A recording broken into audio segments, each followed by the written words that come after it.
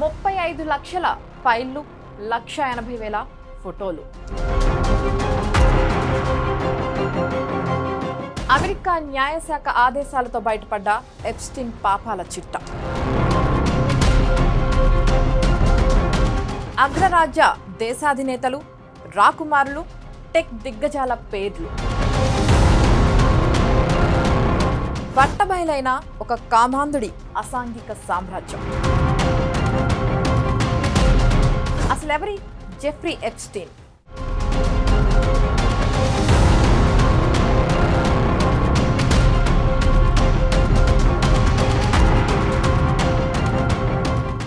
నిత్యం నీతులు చెప్పే పెద్ద మనుషులుగా చలామణి అయ్యే కొందరు వ్యక్తుల ముసుగులు తొలగిపోతున్నాయి. అమెరికా అధ్యక్షులు, వివిధ దేశాల రాకుమారులు, టెక్ ప్రపంచాన్ని శాసించే దిగ్గజాలు, వీరంతా ఒకే ఒక్కడి ఉచ్చులో చిక్కుకున్నారు. అతనే జెఫ్రీ ఎప్స్టీన్. టీనేజ్ బాలికలను వేటాడి వారిని లైంగిక బానిసలుగా మార్చి ప్రపంచంలోని అత్యంత శక్తివంతుల కోసం ఒక వికృత సామ్రాజ్యాన్ని నిర్మించిన వ్యక్తి. 2019లో జైలులోనే అనుమానాస్పద స్థితిలో మరణించిన, ఇప్పుడు అమెరికా న్యాయశాఖ విడుదల చేసిన 35 లక్షల ఫైళ్లు, 1,80,000 ఫోటోలు, 2,000 వీడియోలు ప్రపంచ రాజకీయాలను కుదిపేస్తున్నాయి. 1953లో న్యూయార్క్లోని బ్రూక్లిన్లో ఒక సాధారణ తోటమాలి కుమారుడిగా జన్మించిన ఎప్స్టీన్ చదువులో అంతంత మాత్రమే అయినా గణితంలో మాత్రం అసాధారణ ప్రతిభ ఉండేది. డిగ్రీ కూడా పూర్తి చేయలేదు. కానీ 1970లో అదృష్టం కొద్దీ న్యూయార్క్లోని ప్రముఖ డాల్టన్ స్కూల్లో అక్కడి హెడ్ మాస్టర్ డొనాల్డ్ బార్ పరిచయంతో మ్యాథమెటిక్స్, ఫిజిక్స్ టీచర్గా చేరాడు. అయితే అక్కడ విద్యార్థినులతో అతడి ప్రవర్తన సరిగా లేదనే విమర్శలు రావడంతో 2 ఏళ్లకే ఉద్యోగం నుంచి తొలగించారు. కానీ ఆ స్కూల్ అతడికి సంపన్న వర్గాల పరిచయాలను కల్పించింది. ఒక విద్యార్థి తండ్రి ద్వారా వాల్ స్ట్రీట్ పరిచయాలు ఏర్పడి గ్రీన్బెర్గ్ సంస్థలో ఉద్యోగం పొందాడు. అక్కడ 4 ఏళ్లలోనే పరిమిత భాగస్వామిగా ఎదిగి కొద్ది కాలంలోనే సంపన్న ఖాతాదారులను ఆకర్షించాడు. ఆ తర్వాత సొంతంగా కంపెనీలు పెట్టి తాను CIA ఏజెంట్నని చెప్పుకుంటూ చలామణి అయ్యాడు. ఆర్థిక రంగంలో ప్రవేశించిన తర్వాత ఎప్స్టీన్ ఆస్ట్రియన్ పాస్పోర్ట్ కలిగి ఉండడం వంటి అంశాలు అతని చుట్టూ మర్మాన్ని పెంచాయి. ఇంటర్ కాంటినెంటల్ అసెట్స్ గ్రూప్ స్థాపన, టవర్ ఫైనాన్షియల్ కార్పొరేషన్లో భాగస్వామ్యం, జే ఎప్స్టీన్ అండ్ కో అనే అసెట్ మేనేజ్మెంట్ సంస్థ ప్రారంభం, ఇలా ఎప్స్టీన్ ఆర్థికంగా ఎదిగి అందరితో పరిచయాలు పెంచుకున్నాడు. సౌదీ ఆయుధ దళారి అద్నాన్ ఖషోగ్గితో జరిపిన భారీ డీల్స్ ద్వారా కోట్లాది రూపాయలు గడించాడు.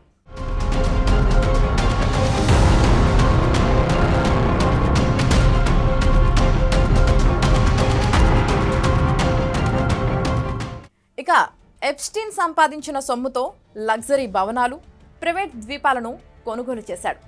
Florida, New York, new Mexico, virgin ఐలాండ్స్లలో విలాసవంతమైన ఆస్తులు సొంతం చేసుకున్నాడు. న్యూయార్క్లో అతిపెద్ద ప్రైవేట్ హోమ్, ఫ్లోరిడాలో మాన్షన్, మాన్హటన్లో అతిపెద్ద ప్రైవేట్ నివాసం, ప్రైవేట్ ద్వీపం, ఇలా ఎక్కడ చూసినా అతడికి ఆస్తులు ఉండేవి.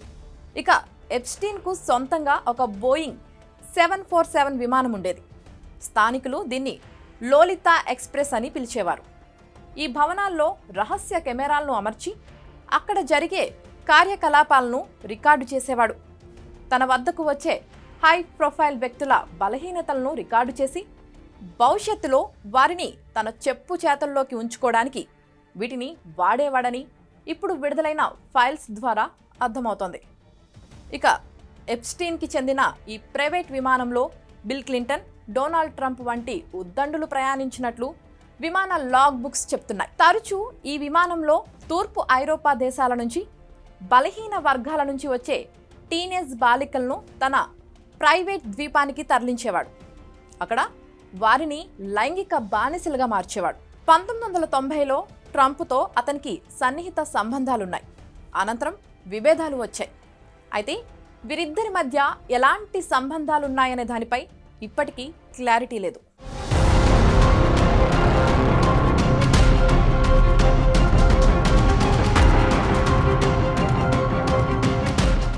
ఎప్స్టీన్ నిర్మించిన అసలు చీకటి సామ్రాజ్యం బాలికలను లక్ష్యంగా చేసుకున్న లైంగిక దోపిడీ నెట్వర్క్.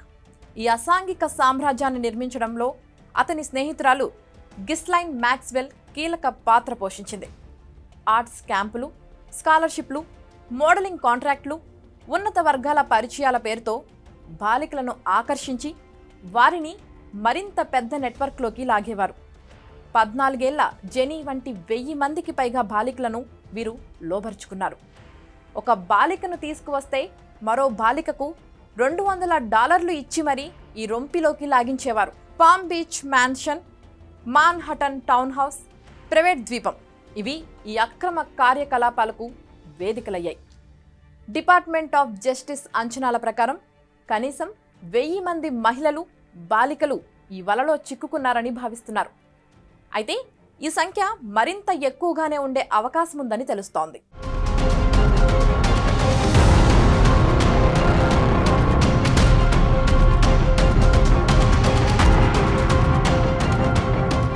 (2002 నుండి 2005 మధ్య కాలంలో న్యూయార్క్, ఫ్లోరిడాలోని తన నివాసాల్లో డజన్ల కొద్దీ మైనర్ బాలికలను లైంగికంగా వేధించినట్లు, వారిని సెక్స్ ట్రాఫికింగ్కు గురిచేసినట్లు అతనిపై తీవ్రమైన ఫెడరల్ ఆరోపణలు వచ్చాయి.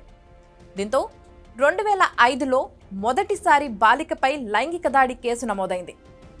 అయితే 2008లో ఎప్స్టీన్ అరెస్ట్ అవగా ఆ తర్వాత ఒక వివాదాస్పద ఒప్పందం ద్వారా తక్కువ శిక్షతో బయటపడినప్పటికీ బాధితుల నుండి మరిన్ని కొత్త ఫిర్యాదులు రావడంతో న్యూయార్క్ ప్రాసిక్యూటర్లు మళ్లీ దర్యాప్తు చేపట్టి అతన్ని 2019 జూలై 6న న్యూజెర్సీలో అరెస్టు చేశారు.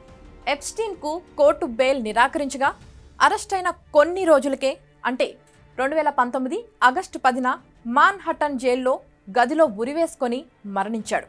అధికారికంగా ఆత్మహత్యగా ప్రకటించినప్పటికీ పర్యవేక్షణ లోపాలు, కెమెరాలు పనిచేయకపోవడం వంటి అంశాలు అనేక కుట్ర సిద్ధాంతాలకు దారితీశాయి. తన సంపద, హోదా మరియు శక్తివంతులతో ఉన్న సంబంధాలను కోల్పోవడం, అలాగే జీవితాంతం జైల్లోనే గడపాల్సి వస్తుందనే భయంతో అతను ఆత్మహత్యకు పాల్పడినట్లు బ్యూరో ఆఫ్ ప్రిజన్స్ నివేదిక వెల్లడించింది.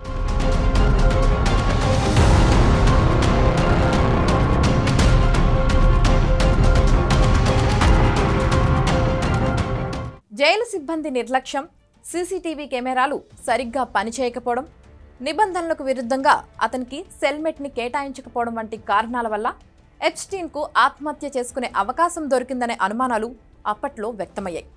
అయితే ఎప్స్టీన్ దగ్గర ఉన్న ఉన్నత స్థాయి వ్యక్తుల గురించిన రహస్యాలు బయటకు రాకుండా ఉండడానికే అతన్ని హత్య చేశారనే కుట్ర సిద్ధాంతాలు కూడా ప్రచారంలో ఉన్నాయి. అమెరికా అధ్యక్ష ఎన్నికల సమయంలో ట్రంప్ తాను అధ్యక్షుడిగా ఎన్నికైన తర్వాత ఎప్స్టీన్ ఫైల్స్ను బయట పెడతానంటూ హామీనిచ్చారు. దీంతో తన హామీని అమలు చేసేందుకు ఈ ఫైల్స్ను విడుదల చేయడానికి మొగ్గు చూపారు. ఈ ఫైల్స్లో డెమోక్రాటిక్ పార్టీ నాయకులకు, ముఖ్యంగా బిల్ క్లింటన్ వంటి వారికి ఎప్స్టీన్తో ఉన్న సంబంధాలు బయటపడతాయని, తద్వారా ప్రత్యర్థులను ఇరకాటంలో పెట్టవచ్చనే రాజకీయ వ్యూహం కూడా ఇందులో ఉందని విశ్లేషకులు భావిస్తున్నారు. అమెరికా కాంగ్రెస్ ఆమోదించిన ఎప్స్టీన్ ఫైల్స్ ట్రాన్స్పరెన్సీ యాక్ట్ ప్రకారం ఈ పత్రాలను బహిర్గతం చేయడం తప్పనిసరి అయింది. ఎప్స్టీన్ ఫైల్స్ను అమెరికా న్యాయశాఖ బయట పెట్టడంతో కేవలం అమెరికాలోనే కాదు, అటు బ్రిటన్లోనూ ప్రభుత్వాలు కూలే పరిస్థితి నెలకొంది.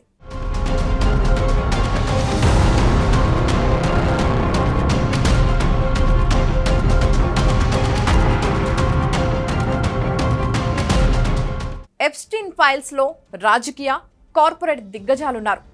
రాజు కుటుంబానికి చెందిన వారి నుంచి టెక్ దిగ్గజాల వరకు, మాజీ అధ్యక్షుల నుంచి అంతర్జాతీయ వ్యాపారవేత్తల వరకు అనేక పేర్లు పరిచయ జాబితాల్లో కనిపించాయి. Prince Andrew, Donald Trump, Stephen Hawking, bill gates, Michael Jackson, Elon Musk వంటి వారి పేర్లు ఈ ఫైల్స్లో ఉన్నాయి. వీరంతా ఎప్స్టీన్ నిర్వహించే విందులు, పార్టీలకు హాజరయ్యేవారు. కొందరికి అతడితో ఆర్థిక లావాదేవీలు ఉంటే మరికొందరు ఆ చీకటి వ్యాపారంలో భాగస్వాములైనట్లు ఆరోపణలు వస్తున్నాయి. అయితే పేర్లు ఉంటే వారు తప్పనిసరిగా నేరానికి పాల్పడ్డారనే అర్థం కాదని న్యాయ నిపుణులు స్పష్టం చేస్తున్నారు. అయినప్పటికీ ఈ పరిచయాల స్వభావం, ఎవరెవరు ఏ స్థాయిలో భాగస్వాములయ్యారు అన్న దానిపై ప్రశ్నలు కొనసాగుతున్నాయి.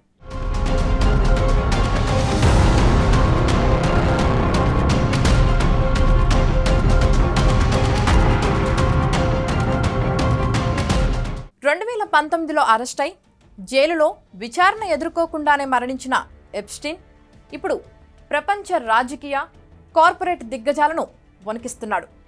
అతని మరణంతో ప్రధాన నిందితుడు శిక్ష తప్పించుకున్నప్పటికీ ఈ ఫైళ్లు మాత్రం ఇప్పుడు ప్రపంచ రాజకీయాలను శాసిస్తున్నాయి. ఎప్స్టీన్ ఫైల్స్ మరిన్ని దర్యాప్తులకు, చట్టపరమైన చర్యలకు దారితీస్తాయా లేక కాలక్రమేణా మసకబారుతాయా? ఈ పాపాల చిట్టా ఇంకా ఎంతమంది పెద్ద మనుషుల ముసుగులు తొలగిస్తుందో తెలియాలంటే మరికొన్ని రోజులు వేచి చూడాలి.